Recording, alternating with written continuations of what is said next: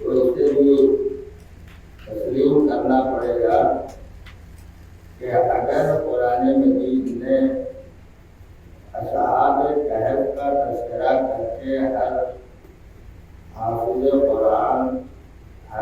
قاری قرآن ہر قاری قرآن سے منوا لیا ہے کہ ان کے وجود کا اعتراف کرنا پڑے گا۔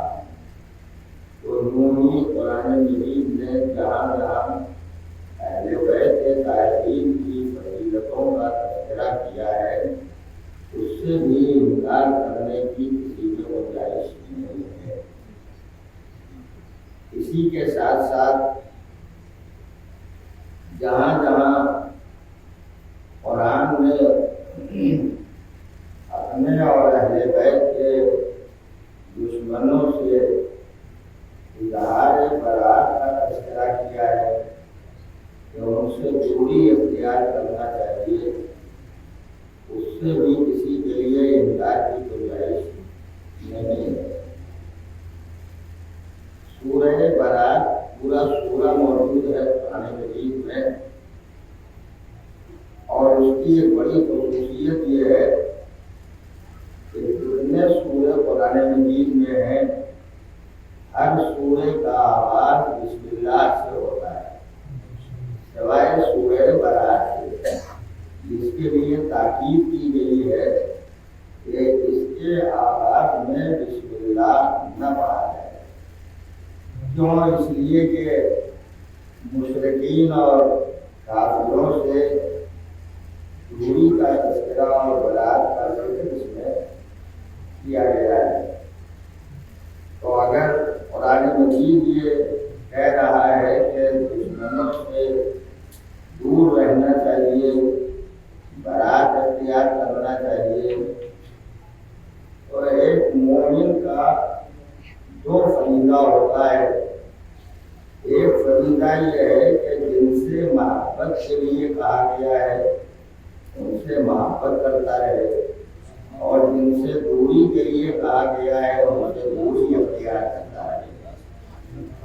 اب یہ اپنی باتیں میں نے آپ کی خدمت میں اس لیے عرض کی ہیں کہ آج نوجوانوں کے درمیان ایک بڑی کمی اور کمزوری یہ آ گئی ہے کہ وہ اہل بیت طاہرین کی مودت میں تو بہت آگے ہیں، لیکن مشرکوں اور کافروں سے دوری اختیار کرنے میں جتنا دور رہنا چاہیے اتنے دور نہیں ہے۔ یہ اور بات ہے کہ ہمارا سماج اور ہمارا معاشرہ بلکہ اسلام اور قرآن مجید جس انداز سے کافر و مشرک سے تعلقات کو برقرار رکھنا چاہتا ہے وہی انداز ایک مسلمان اور مومن کو اختیار کرنا چاہیے۔ اپنی جانب سے کوئی طریقہ اختیار نہیں کرنا چاہیے۔ مشرک ہونا ایک بیمار انسان کا نام ہے، کافر ہونا ایک بیمار انسان کا نام ہے۔ بیمار سے نفرت نہیں کی جاتی ہے، بیماری سے نفرت کی جاتی ہے۔ اگر ڈاکٹر کو بیمار سے نفرت ہو جائے تو وہ علاج کس کا کرے گا؟ اگر طبیب کو مریض سے نفرت ہو جائے تو اس مرض کو دور کیسے کرے گا؟ مرض سے نفرت کرنا یہ ایمان کا فریضہ ہے۔ مریض کو قریب اس طرح لانا کہ ہمارا اخلاق اس کے مرض کو دور کرتا چلا جائے، یہ ہمارا بنیادی فرض ہوگا۔ کافر سے سماجی رابطہ رکھیے مگر اس کے کفر کو دور کرنے کے لیے اپنے اخلاق، اپنے کردار اور اپنے ایمان کی بلندیوں کو اس طرح پیش کیجیے کہ وہ خود قریب آنے کے لیے تیار ہو جائے۔ مشرک سے بھی اسی طرح کا رابطہ رکھنا چاہیے۔ ہم جب آگے بڑھ جاتے ہیں تو ہمارا حال یہ ہوتا ہے کہ ہم نجس بھی کھانے لگتے ہیں، غلط چیزوں کا استعمال بھی کرنے لگتے ہیں، اور پھر یہ کہتے ہیں کیا بتائیں وہ بڑی مجبوری ہے، اس زمانے میں زندگی گزارنا بہت مشکل ہے۔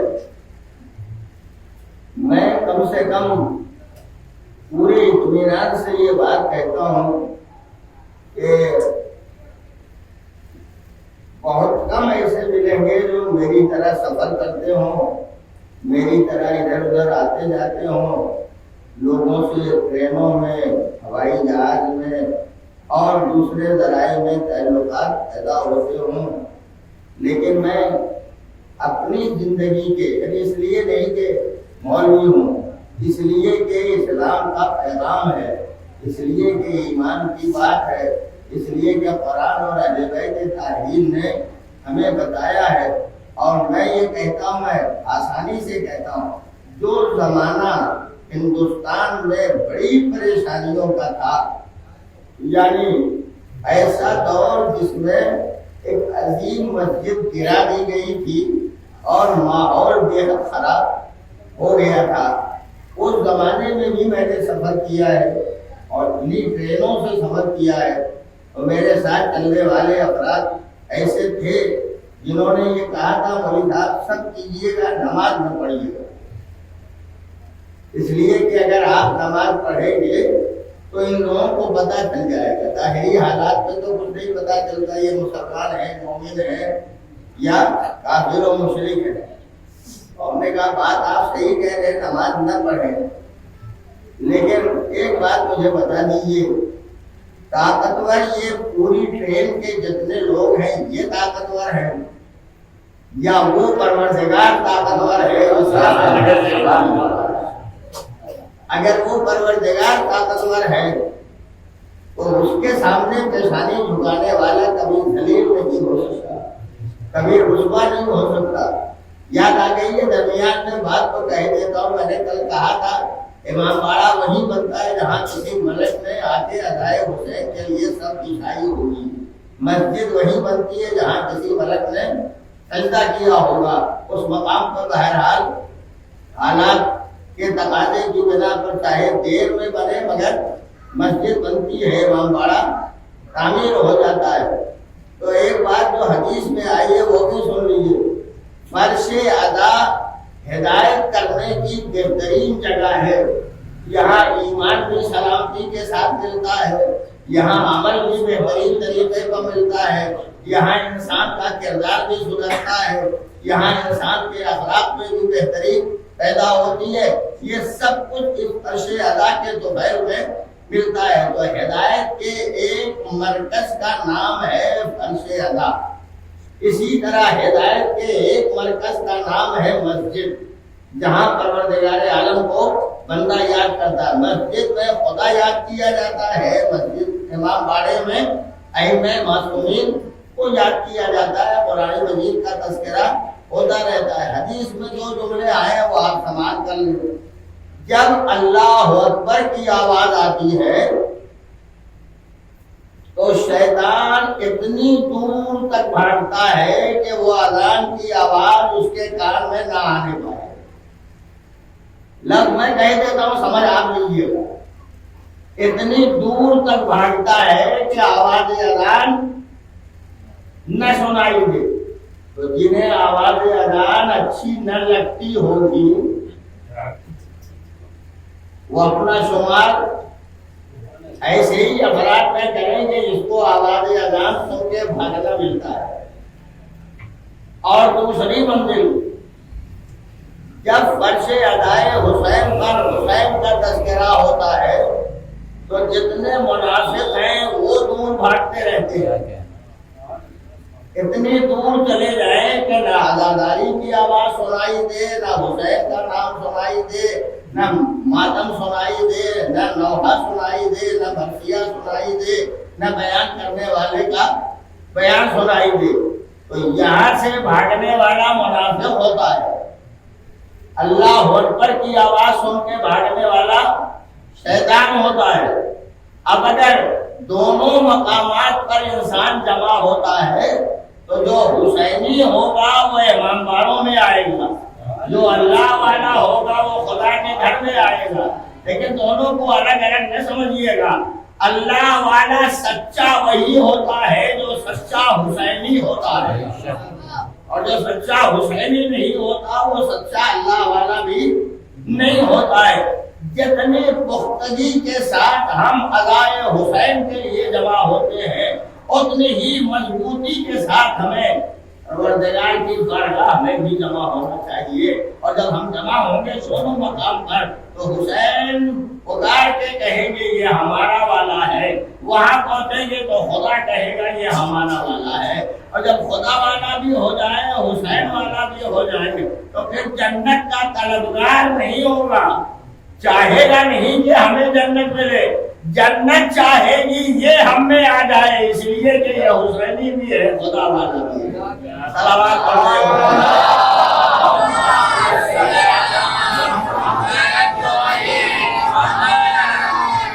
کسان کے لیے بات سنا دیتا ہوں تاکہ آپ واقعی میں بھی رہیں.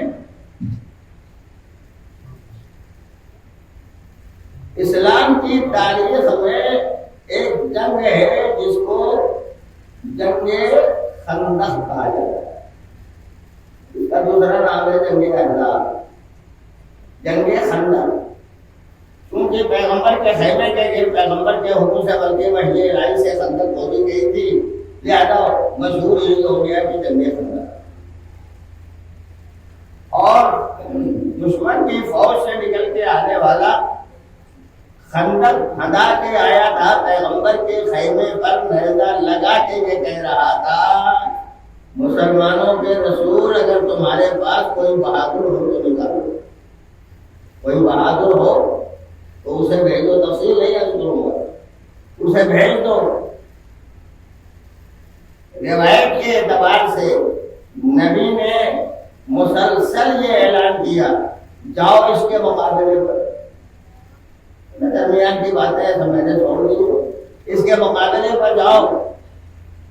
تو تاریخ طبری کا خطرہ یہ ہے کہ اس طرح لوگ بیٹھے تھے جیسے سروں پر پرندے بیٹھے ہوں کہ اگر گردن ہلائی تو یہ پرندے اڑ جائیں.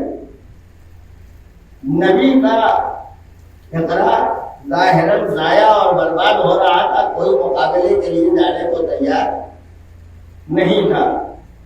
نبوت کی آواز جب صدا پر صحرا ہو رہی تھی تو آواز رسالت معاب کا بھرم رکھنے والا صرف ایک تھا جس نے بھرم رکھ دیا. اس نے خیمے ہی میں کہا حضور میں جاؤں گا مقابلہ کرنے کے لیے, میں جاؤں گا اس کے مقابلے میں جنگ کرنے کے لیے.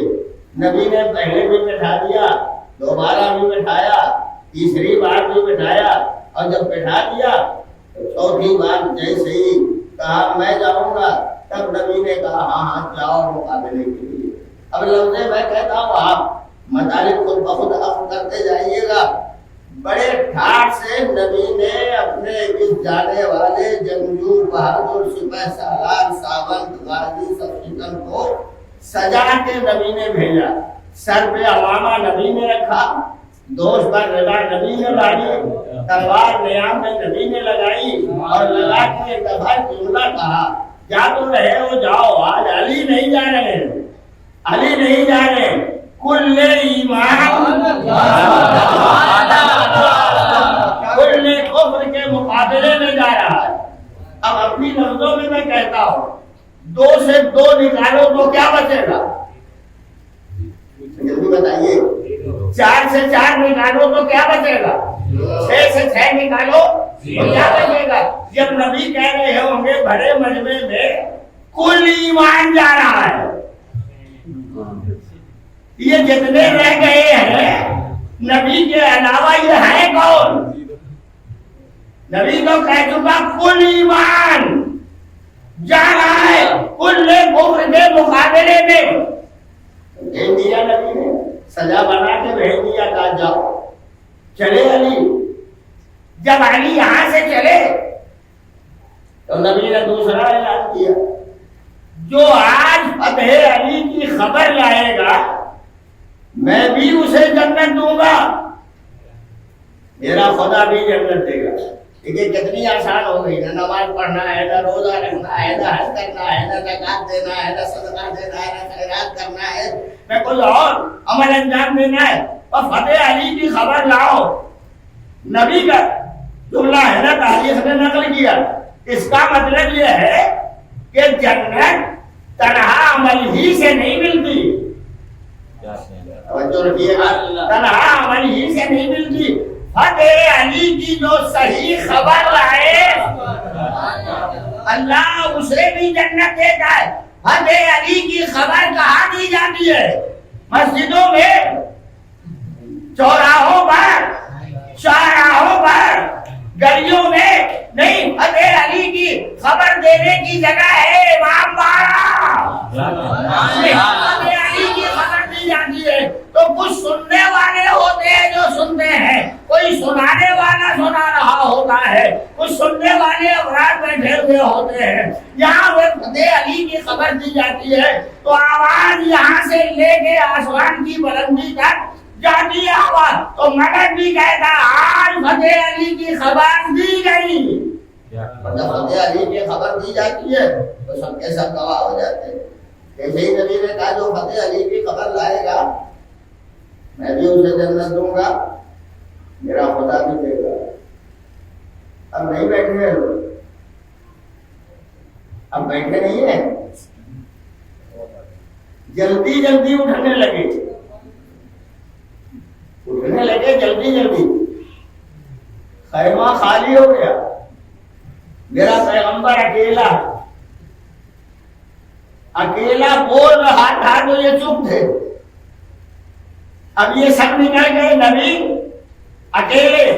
اب جا کہاں رہے ہو؟ کہاں جا رہے ہو؟ کہا فتح علی کی خبر لینے۔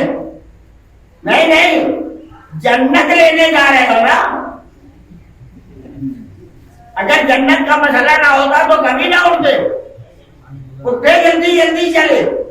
اب ایک لفظ ذرا سا یاد رکھیے گا، یہ موڑ جو آتا ہے آپ کی طرف آنے کا، اگر ایک آدمی کو یہاں سے دوڑا دیجیے، اس موڑ پر دوڑتا ہوا جائے اور کہنا کہ دیکھ کے آؤ کہ کس نمبر کی گاڑی کراس ہو، رکنا نہیں۔ جو تیزی سے دوڑتا ہوا جائے گا اور تیزی سے واپس آئے گا اس کی سانسیں سلامت ہوں گی۔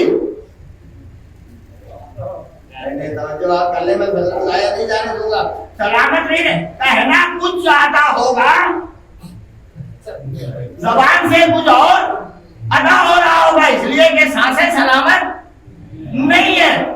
مجمع صحابیت کا دوڑتا ہوا خیمہ پیغمبر سے نکلا صرف یہ دیکھنے کے لیے کہ علی کامیاب ہوئے یا نہیں کامیاب ہوئے۔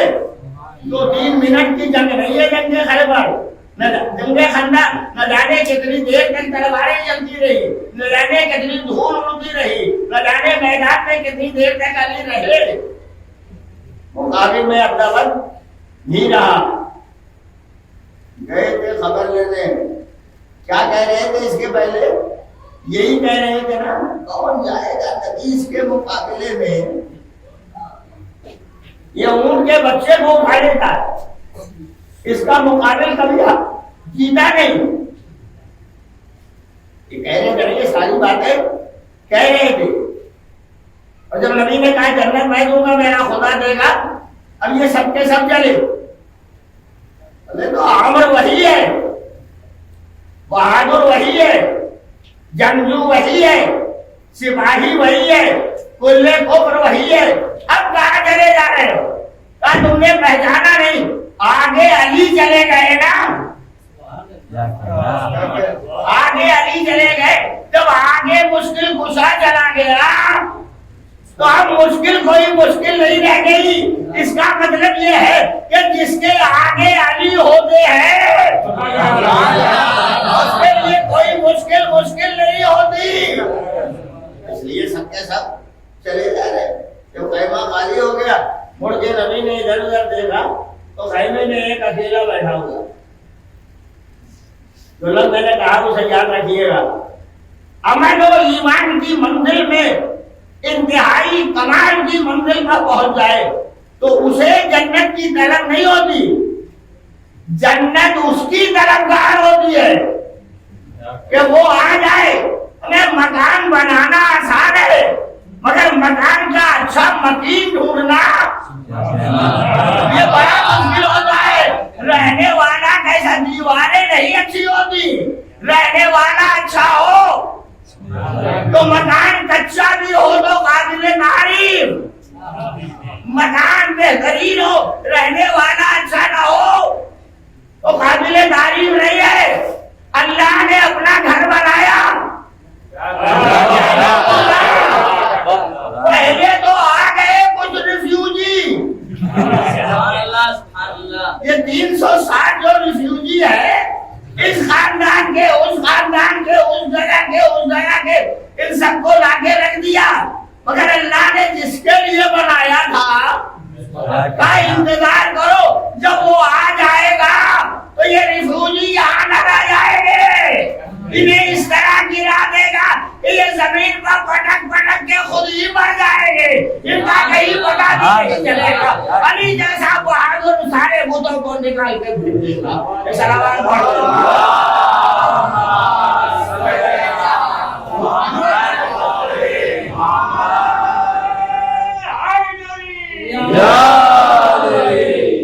آواز بلند نعرہ صلوات،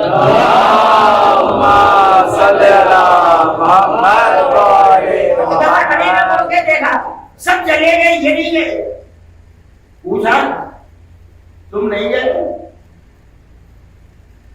ارے علی کی خبر لینے کے لیے سلمان تم نہیں گئے؟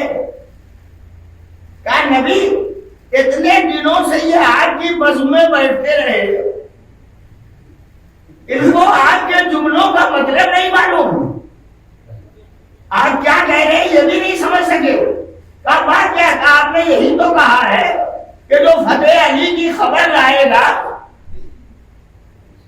یہ تو نہیں کہا تھا نا نبی نے کہ جو جا کے دیکھ کے آئے گا، اور جو فتح کی خبر لائے گا میں بھی اسے جنت دوں گا، میرا خدا بھی جنت دے گا۔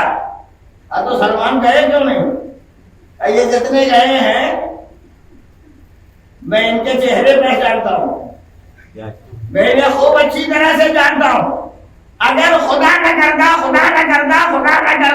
علی ناکام ہوئے تو یہ لوٹ کے ادھر نہیں آئیں گے، ان کو اپنے گھروں کا راستہ یاد ہے، یہ اپنے اپنے گھروں کی طرف چلے جائیں گے، مگر جب آتے ہوئے خیمے کی جانب آئیں گے تب میں سمجھوں گا یہ جنت لینے آ رہے ہیں، جنت حاصل کرنے کے لیے آ رہے ہیں۔ اور ہوا بھائی اتنی دور گئے دیکھنے، ہانپتے کانپتے جب واپس ہوئے تو سلمان نے بھی دیکھا آتے ہوئے، مسکرائے سلمان، مسکرا کے خاموشی سے نبی سے کہا نبی مبارک ہو، علی کامیاب ہو گئے۔ اور ادھر سے نبی نے کہا سلمان مبارک ہو، جنت تمہاری ہو۔ سودا ہو گیا نا، انہوں نے جنت کا سودا کر لیا، انہوں نے کہہ دیا پیغمبر نے جنت تمہاری۔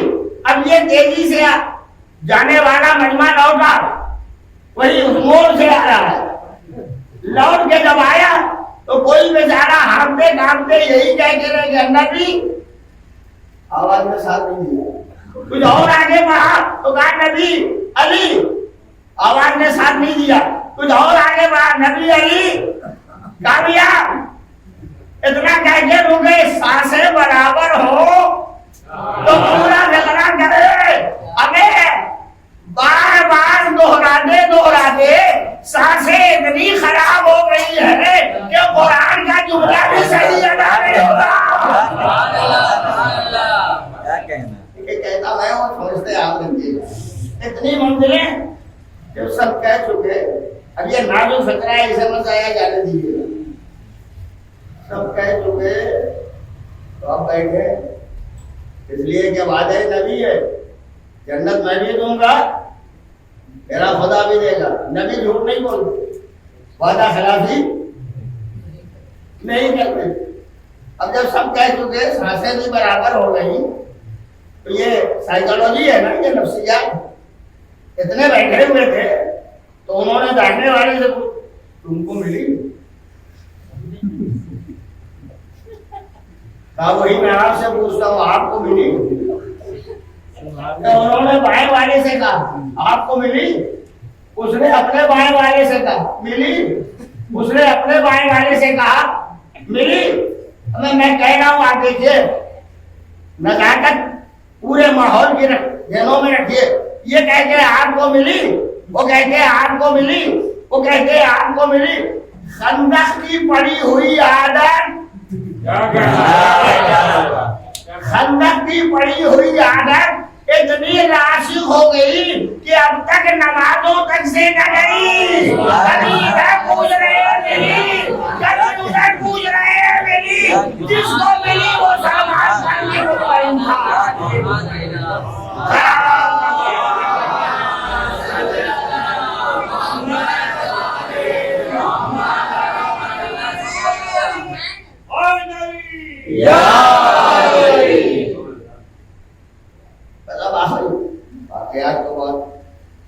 یہ میں نے اس لیے منگایا کہ اس میں یہ مسئلہ جوانی ہی کا ہے.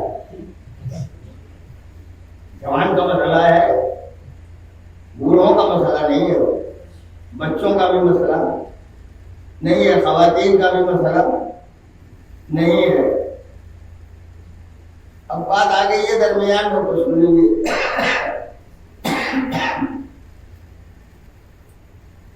سماج میں اور معاشرے میں تین قسم کے لوگ ہیں جن کو کوئی سمجھا نہیں سکتا. بالکل معذرت کے ساتھ ہاتھ جوڑ کے کہتا ہوں, تین طرح کے لوگ ہیں جن کو کوئی سمجھا نہیں سکتا. اس کو ہندی زبان میں بھی بولا جاتا ہے, اردو میں بھی بولا جاتا ہے. راج ہٹ, کریا ہٹ, تیسرا بول دیجیے, نہیں بولیے. اب میں گھر تک آپ کی آواز تھوڑی پہنچے گی, میری پہنچے گی. راج ہٹ, کریا ہٹ, استری ہٹ. راجا کسی ضد پر آ جائے کوئی ہٹا نہیں سکتا, اور بعض جگہ پر بال ہٹ بھی رکھا ہوا ہے کہ بچہ اگر ضد پر آ جائے تو کوئی منوا نہیں سکتا. ایسے ہی سماج میں تین طرح کے لوگ ہیں, کوئی انہیں سمجھا نہیں سکتا. میرے بزرگ مجھے معاف کریں گے. جاہل, سمجھا لیجیے تو جانو, سمجھ جتنا سمجھائیے گا اس کی جہالت بڑھتی چلی جائے گی, جہالت بڑھتی چلی جائے گی. میرے مولا نے ارشاد فرمایا ہے سب سے بڑی موت کا نام ہے جہالت. سب سے موت الاکبر الجہل, جہالت سب سے بڑی موت ہے. یہ موت جو عام طور پر ہوتی ہے بڑی موت نہیں ہے. جاہل ہے آدمی بہت بڑی موت, اور جاہل کو کوئی سمجھا نہیں سکتا. جتنا سمجھائیے گا جہالت بڑھتی چلی جائے گی. مثال میں دے دیتا ہوں, کوئی صاحب گئے کسی بستی میں تبلیغ دین کے لیے, برابر لوگوں کو سمجھاتے رہے یہ واجب ہے, یہ واجب ہے, یہ فریضہ ہے, یہ جائز ہے, یہ ناجائز ہے, یہ حرام ہے, یہ غلط ہے, یہ کرو یہ نہ کرو. کچھ تو آئے بیچارے راستے, تو ایک دفعہ انہوں نے کہا کہ ایسا ہے کہ تم لوگ کچھ مجھ سے پوچھا نہیں تو کرو. میں یوں نہیں کہہ رہا ہوں, بھائی یہ سنتے ہو تو کچھ نہیں اگر سمجھ میں آتا ہے یا کچھ بات ذہن میں اٹکتی ہے تو کبھی پوچھ لیا کرو کہ یہ بات کیا ہے, تبھی میں سمجھوں گا کہ آپ نے سنا ہے. اور کوئی مسئلے بھی پوچھا کرو, حلال حرام جائز نہ جائے.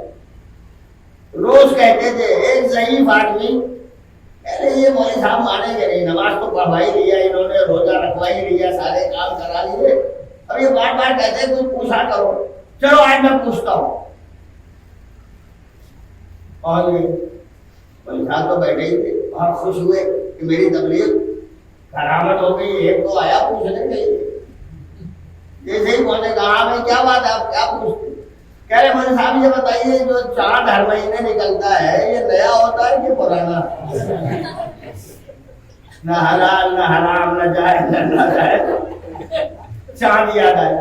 کہا بتائیے یہ چاند ہر مہینے نیا نکلتا ہے کہ پرانا؟ بھائی نیا ہوتا ہے. اچھا دوسری بات بتا دیجیے پرانا والا خدا کہاں رکھتا ہے؟ مولوی صاحب نے بھی کہا کہ نیت تمہاری خراب ہو گئی ہے کیا؟ نہیں بتا دیجیے پرانا والا کہاں رکھتا ہے؟ مولوی صاحب اپنے فلسفے سے اپنے لاجک سے اپنے علم کی بنیاد پر سمجھا رہے ہیں. جب سمجھا کر اٹھتے تو پھر وہی کہاں رکھا پرانا والا. پھر سمجھانا شروع کیا. کئی دن گزر گئے لوگ بھی آج ہی آ گئے. کہیں روز مولوی صاحب کے پاس جاتا اٹھتا تو وہی ایک بات رہتی ہے کہتا ہوں پرانا والا کہاں رکھا. ایک دوسرے بزرگ انہیں جیسے انہوں نے کہا مولوی صاحب یہ آپ کے سمجھائے سمجھ نہیں سکتے آج میں سمجھا دوں گا. تم کیسے سمجھا دوں گا؟ دیکھیے گا بڑی آسانی سمجھاؤں گا اور خاموش ہو کے چلا بھی ہے.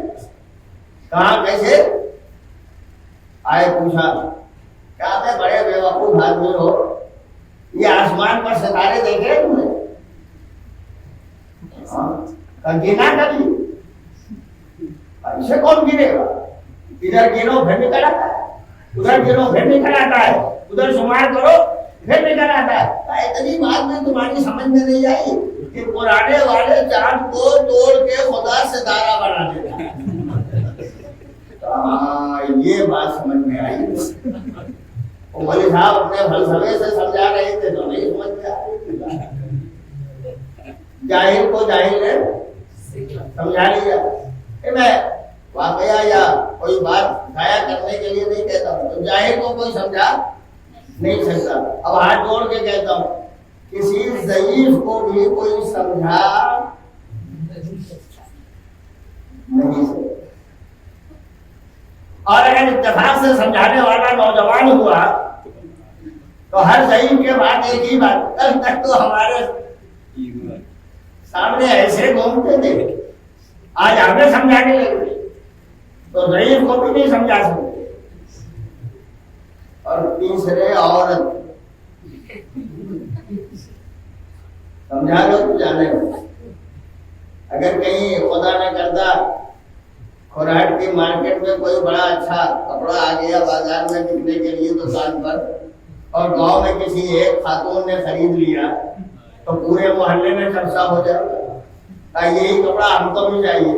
اور شوہر صاحب سے جب کہیں گے جا کے لے کے آؤ تو یہ ڈھونڈ ڈھانڈ کے 70 کنویں جھانک کے چلے آئیں گے. اب وہ تو نہیں مل رہا ہے. آپ کو ملتے ہی کہاں؟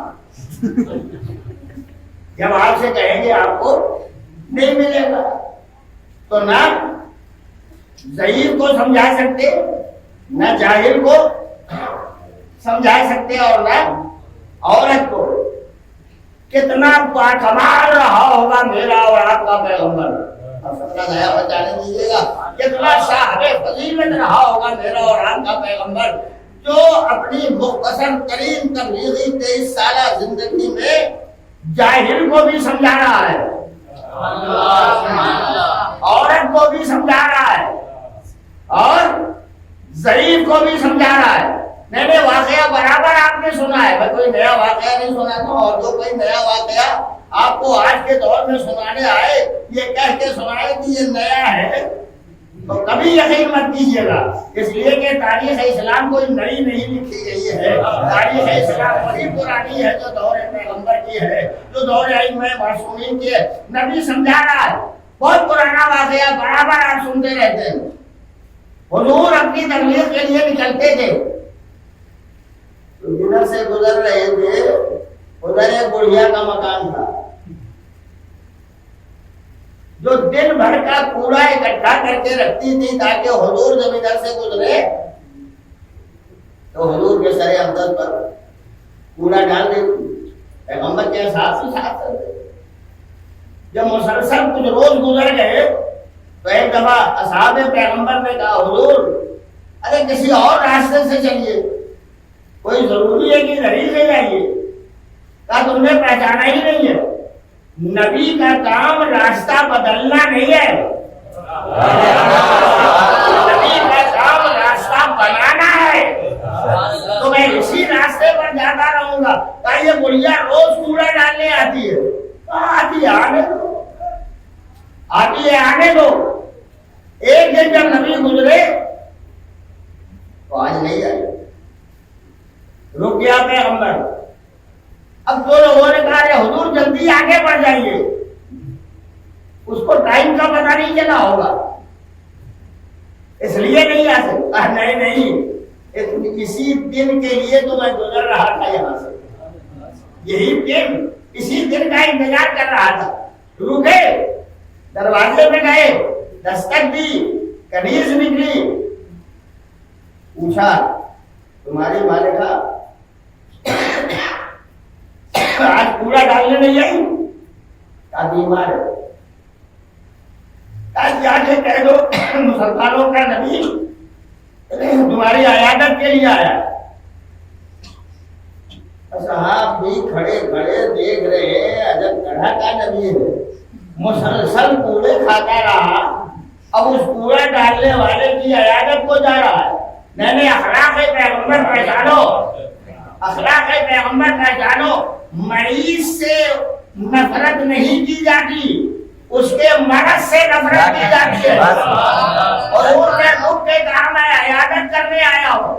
اگر اسلام کا، ایمان کا ماننے والا اخلاق پیغمبر کا پابند ہو جائے تو کافر کفر چھوڑ دے گا، وہ شریک اپنا شرک بھی چھوڑنے کے لیے تیار ہو جائے گا۔ تاریخ آگے بڑھی، جا کے کہا جا کے کہہ دو آج آئے ہیں بدلہ لینے کے لیے کہ میں بستر عدالت کا ہوں۔ کہا نہیں، جا کہو بدلہ لینے نہیں آیا ہوں، عیادت کرنے آیا ہوں۔ دروازہ کھولا، حضور چلے، قدم آئے، رسالت نہیں آگے بڑھ رہے تھے۔ یہ دوائیں ہیں جو قدم قدم پر نبی پیش کرتے جا رہے ہیں، یہ علاج ہے جو نبی قدم قدم پر اس بڑھیا کا کرتے چلے جا رہے ہیں۔ جیسے ہی قریب پہنچے اس نے خود ہی کہا پہلے یہ بتاؤ کہ تم کہتے کیا ہو؟ کہا میں تو عیادت کرنے کے لیے آیا ہوں۔ کہا پہلے اپنی باتیں مجھے بتا دو، بعد میں عیادت کرنا۔ اب تو پتہ چلا رسالت کا قدم جہاں چلا جائے وہ منزل ہدایت کی منزل ہو جاتی ہے۔ اب پہنچے، اب میں یہ کہتا ہوں اللہ کو ایک مانو، اس کی وحدانیت اور اس کی توحید کا اقرار کرو۔ کلمہ پڑھ لیا، کلمہ جب پڑھ لیا اب پہچانو یہ بڑھیا نہیں ہے، یہ جاہل بھی ہے، یہ عورت بھی ہے، یہ ضعیفہ بھی ہے، تینوں جمع ہے نا۔ نہیں میں نے لفظ کہہ دیا ہے، آپ توجہ کر لیجیے گا۔ بڑھیا بھی ہے، ضعیفہ بھی ہے اور جاہل بھی ہے۔ نبی نے اتنی جلدی سب کی اصلاح کر دی کہ نبوت اگر منزل کمال پر ہوتی ہے تو نہ جاہل رہ جاتا ہے، نہ ضعیفہ رہ جاتی ہے، منزل کمال پر آ جاتی ہے۔ ایک صلوات پڑھتے ہیں۔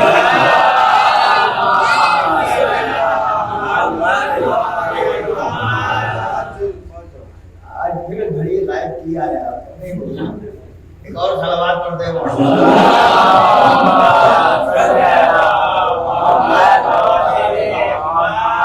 اب کبھی کبھی یہ بات سامنے آتی ہے حضور کاہے کے لیے گزر رہے، کوڑا کھا رہے تھے نبی؟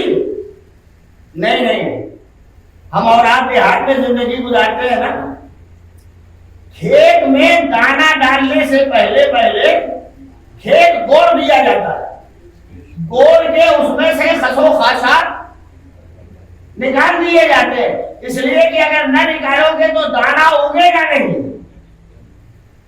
وہ خس و خاشاک اسے مردہ بنا دیں گے۔ نبی کوڑا کھا نہیں رہے تھے،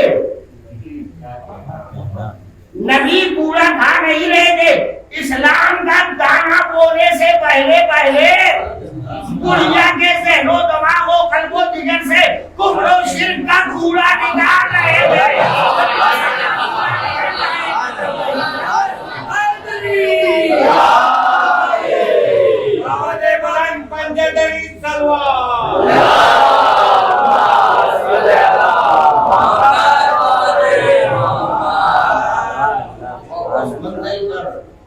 نبی نے پہنچا دیا تھا اور ہدایت کا مرحلہ حضور نے طے کیا تھا، خوب اچھی طرح ہمارا نبی نے پہچانا تھا اس ریتیلی عرب کی زمین میں کس طرح مجھے اسلام کی کھیتی کرنا چاہیے تاکہ آسانی سے یہ اسلام کے ماننے والے پیدا ہو جائے۔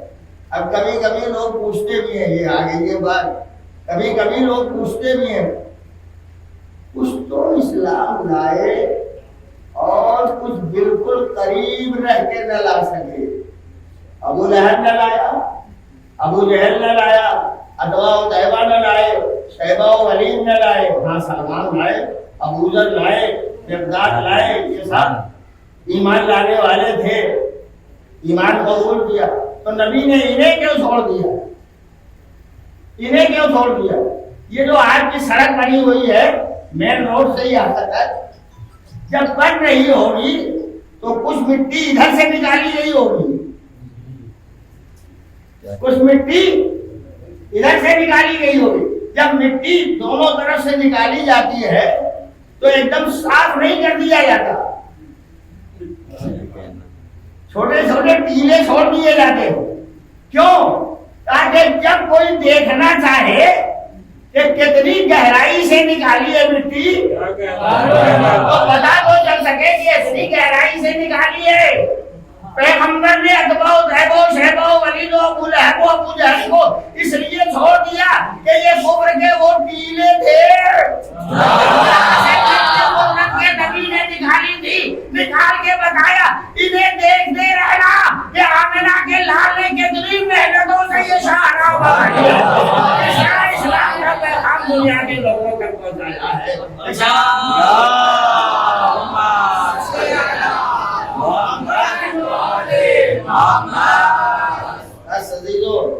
باتیں رہ جاتی ہیں وہ بیچارے اصحاب کہف رہ گئے بیچ میں، درمیان سے یہ بات آگے بڑھ گئی۔ یہاں تک کل میں نے کہا تھا، اس کے آگے دو چار لفظ کم سے کم سن لیجیے۔ کتنے تھے وہ عدد بتایا، کہاں سے نکلے تھے اس شہر کا نام بتایا، اس شہر کا بادشاہ کون تھا وہ بتا دیا، شہر کے دروازے سے نکلتے ہوئے انہوں نے سجدہ نہیں کیا بت کے سامنے، وہ بتا دیا، اور پھر شکار کے ارادے سے نکلے، راستے میں ایک کاشتکار ملا، کھیتی کرنے والا، اس سے کہا بھائی تم ہمارے ساتھ چلو، تم کہتے کیا وہ باتیں تو بتاؤ۔ پیغام پہنچایا، وہ تیار نہیں ہوا، کہا ہم ساتھ نہیں چلے گے۔ کچھ دور ابھی چلے تھے کہ اسی کاشتکار کے ساتھ رہنے والا جانور کتا، وہ کاشتکار کو چھوڑ کے ان کے ساتھ ہو گیا، قرآن نے اسے قطمیر نام دیا ہے، ان کے ساتھ ہو گیا۔ ایک راز تو سمجھ میں آیا، اگر پیغام حق کسی کی سمجھ میں آ جائے تو انسان اگر نہیں بھی ہوگا، پیغام حق کو اگر سمجھ لے گا تو وہ حق کے ساتھ ہوگا، باطل کے ساتھ کبھی نہیں رہے گا۔ کاشتکار باطل میں رہ گیا، اس کے قریب کا رہنے والا، ساتھ کا رہنے والا حق کا ساتھی بن گیا۔ جب حق کا ساتھی بن گیا تو قدرت نے دفعہ نبوت کی زبان میں یہ فقرہ رائج کیا، جاری ہوا فقرہ۔ بہت سے ایسے لوگ ہیں جو انسان کی صورت میں ہوں گے مگر یہ جہنم میں جانے والے ہوں گے، کچھ جانور ایسے ہیں جو حیوان کی شکل میں ہے مگر جنت میں جانے والے ہیں۔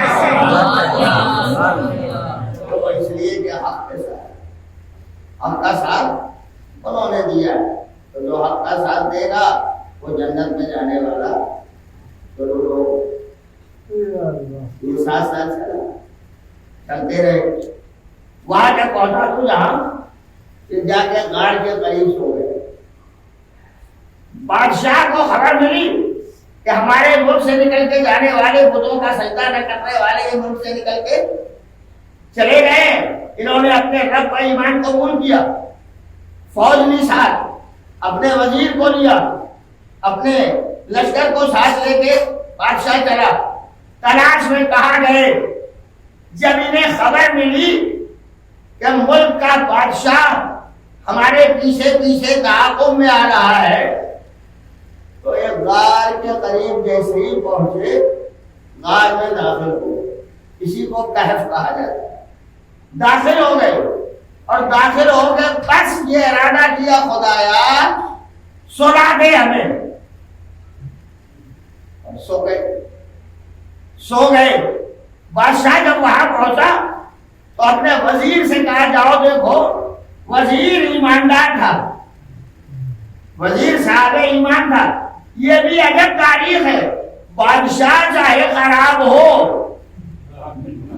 مگر وزیر ایماندار نہیں جایا کرتا ہے، ایماندار۔ بادشاہ نے وزیر سے کہا جاؤ دیکھو کس حال میں، اس نے آگے دیکھا، اب یہ میں پہلے صدور سے پڑھا ہوں، اسی کسی کتاب میں ڈھونڈیے گا، اور اگر ڈھونڈنا ہو تو مجھ سے پوچھیے گا۔ ایک دفعہ جا کے دیکھا، کھلی ہوئی آنکھیں، حرکت کرتا ہوا جسم، دیکھ کے وزیر نے آواز دی، ایسی زبان میں بولے کہ بادشاہ نہ سن سکے، سنے تو وزیر سنے۔ سنا، سن کے وزیر نکلا، کہا بادشاہ یہ سب مر گئے، مر گئے یہ سب کے سب۔ اب مر گئے، غار کے دروازے پر ایک پتھر لگا دو اور اس پر ان کے نام لکھ دو، کب یہ فرار کر کے نکلے ہیں وہ بھی لکھ دو، یہ پڑا رہے۔ چھپ گئے نا غار کے اندر۔ میں مسلمانوں سے پوچھتا ہوں، اس چھپے ہوئے غار کے اصحاب کہف کو مانتے ہو کہ نہیں؟ جواب کر لے، چھپے ہوئے اصحاب کہف کو مانتے ہو کہ نہیں؟ کیوں نہیں مانیں گے؟ قرآن میں تذکرہ ہے، چھپ گئے غار میں، خود سے چلے گئے، خدا نے نیند غالب کر دی، یہ سب کے سب سو رہے ہیں۔ جو خود سے چھپ جائے اسے تو ماننے کے لیے تیار ہو جسے خدا چھپا دے، اس کو ماننے کے لیے تیار نہیں۔ اتنا زمانہ ہو گیا، انتظار کر رہے ہیں، ماننے کے لیے تیار نہیں ہے۔ اس میں بھی الگ الگ گروہ پیدا ہو گئے۔ اب میں ان سب کا تذکرہ انشاءاللہ کل کی مجلس میں کروں گا، ایسے کیسے گروہ ہیں جو امام کے سلسلے میں ہوئے ہیں۔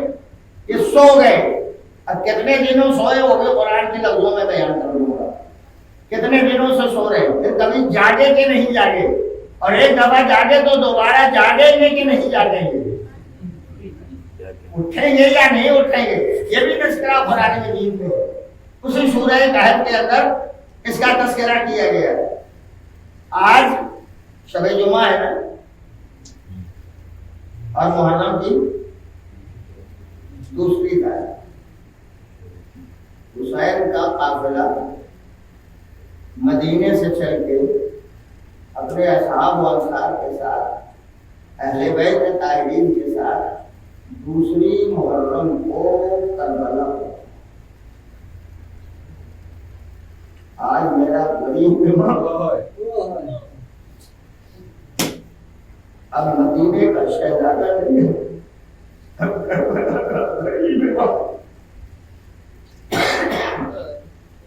آئے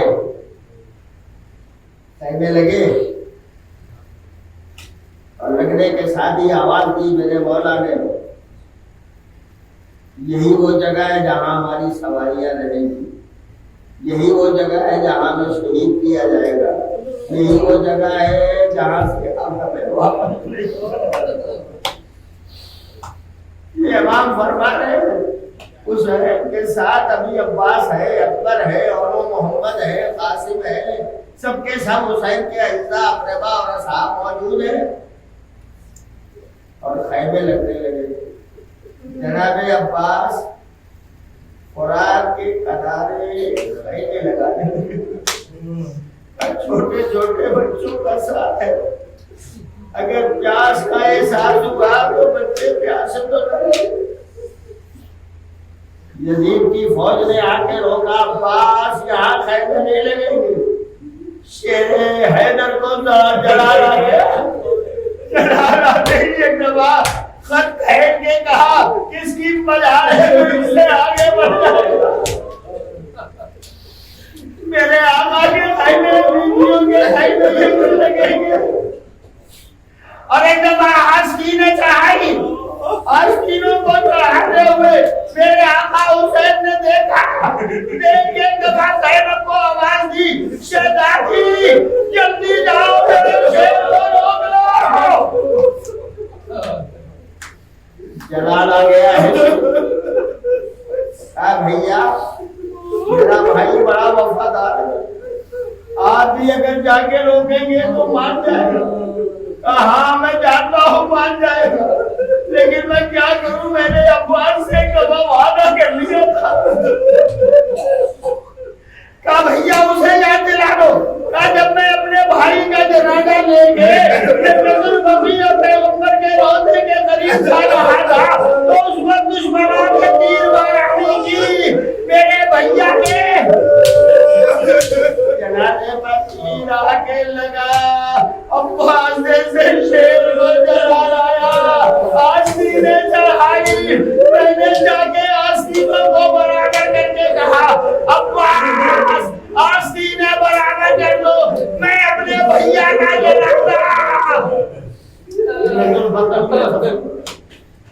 جب آستینیں برابر کر رہا تھا تب عباس نے کہا آقا وعدہ کر دو، اس کے بعد اگر جلال آ گیا تو مجھے نہیں روکو گے، میں نے عباس سے وعدہ کر لیا تھا، اب جلال آیا تو حسین نہیں روکے گا۔ زینب جاؤ میرے شیر کو روک لو۔ آگے بڑھی علی کی لاڈلی، قریب پہنچی اور کیا آواز دی، عباس عباس۔ آواز سنی زینب کی آواز، مڑ کے دیکھا شہزادی آپ کیسے آ گئی؟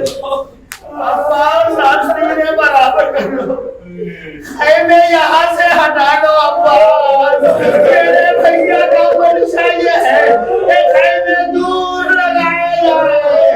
بہن نے آواز دی، بھائی نے پکار کے کہا جب بچے الکش کی صدا دیں گے، جب بچے پیاس کے لیے تڑپیں گے، تب ان بچوں کا ڈیرا حفاظت کرنے والا کون ہوگا؟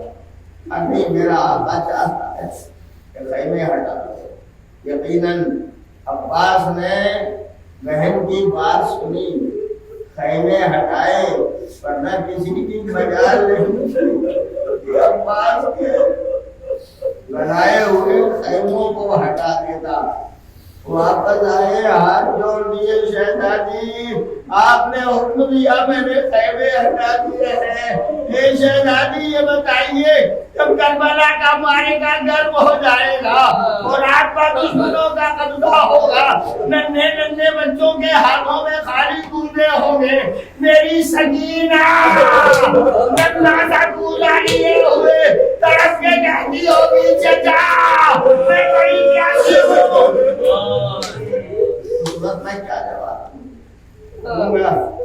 بس سن لو، خدا ان عاشقوں کو سلامت رکھے۔ آج شب جمعہ ہے اس لیے ذکر کرتا ہوں، میرے مولا کا ایک چاہنے والا جو مولا کے دولت کا زیبا غلام بھی تھا، خدمت گزار بھی تھا، بیوی بھی مومنہ تھی۔ جب مولا نے آزاد کر دیا اپنے گھر واپس، مگر انہوں نے یہ عہد کیا تھا جب شب جمعہ آتی تھی مولا کی سلامتی کی نظر دلا،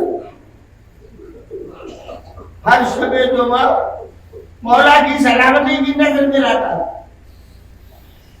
اس وقت کی شب جمعہ آئی جب حسین کا لٹا ہوا قافلہ زندان شام میں قیدی تھا، سید سجاد زندان کے دروازے پر بیٹھے ہوئے ہاتھوں میں ہتھکڑیاں، پیروں میں بیڑیاں، گلے میں توقے خاردار، کمر میں لنگر بیٹھے ہوئے ایک دفعہ اس صحابے والے کا ادھر سے گزر ہوا، جیسے ہی قیدی کو سلام دیا سید سجاد کی آنکھوں میں آنسو آئے۔ آنے والے سلام کرنے والے نے پوچھا قیدی میں نے تمہیں ستایا تو نہیں، میں نے تمہیں اذیت تو نہیں دی، میں نے تم کو تالیانہ تو نہیں لگایا، سلام دیا تو تم رونے کو لگے۔ کہا بھائی میں کیا بتاؤں، جب سے میرا بابا مارا گیا مجھے تالیانے لگانے والے ملے، کوئی سلام کرنے والا نہیں ملا۔ آج جب تم نے سلام کیا تو مجھے میرے بابا کا زمانہ یاد آ گیا۔ چلا آیا، گھر آیا، گھر آ کے زوجہ کو آواز دی، آج جب نظر مولا کا اہتمام کرنا تو کسی اور کے حوالے نہ کرنا، میں نے بڑا بے کس قیدی دیکھا جو زندان شام کے دروازے میں بیٹھا ہوا ہے۔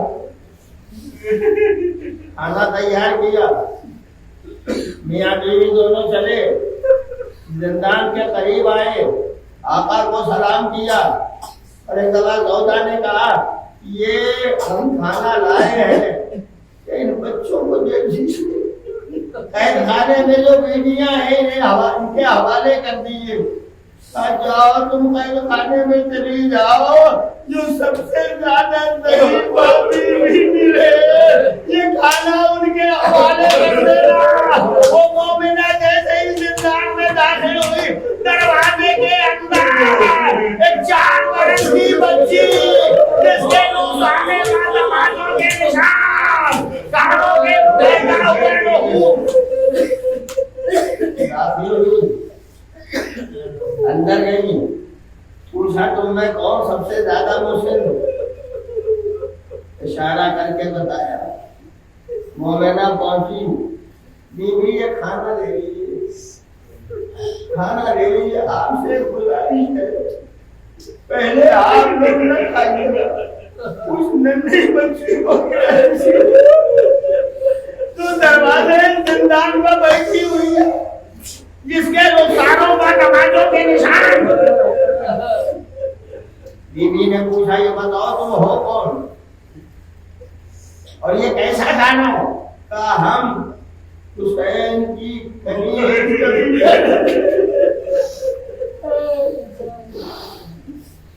ہمیں جب سے میرے آقا نے آزاد کیا، جب شب جمعہ آتی ہے ہم سلامتی مولا کی نظر دلاتے ہیں۔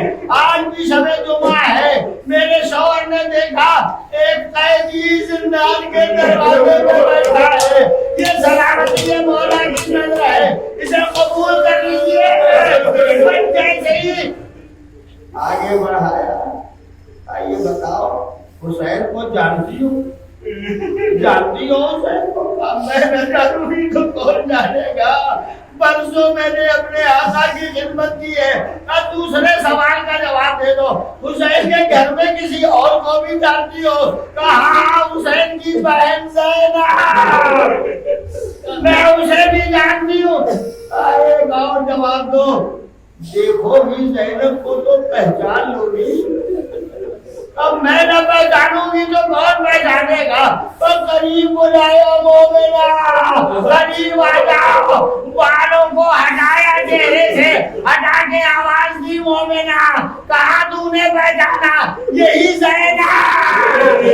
مومنہ اب میرے بھیا کی سلامتی کی نہیں دلانا، ہمارا گھر مل گیا، کربلا میں سب مارے گئے، میرا بھیا شہید ہو گیا، زندان کے دروازے پر حسین کا لال سید سجاد، زندان کے اندر ننھی سی وہ بچی ہے جو حسین کے سینے پر سویا کرتی تھی، آج ہمیں اسے دیت دینا۔